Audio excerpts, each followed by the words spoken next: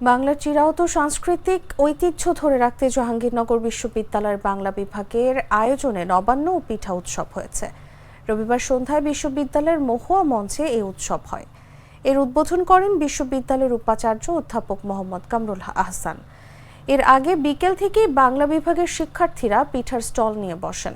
অনুষ্ঠানে অংশ নেওয়া অতিথি এবং দর্শকদের পরিবেশন করার হয় গ্রামীণ সংস্কৃতির পরিচিত খাবার মুড়ি, পিঠাপুলি, বাতাসা ইত্যাদি।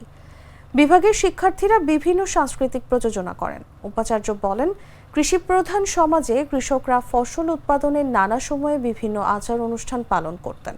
ক্রমান্বয়ে সেগুলো হারিয়ে যাচ্ছে। সাংস্কৃতিক রাজধানী খ্যাত জাহাঙ্গীরনগরে আমাদের মৌলিক সংস্কৃতি যারা সর্বাধিক মর্যাদা এবং গুরুত্ব সহকারে পালন করে তাদের মধ্যে বাংলা বিভাগ অন্যতম।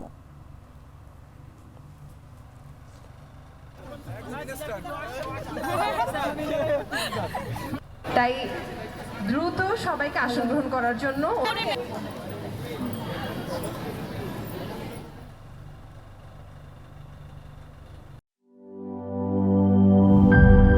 পুচকি পুচকি মশা কামড়ায় করবো আমার চারটি বারটি গোল। মশা মার।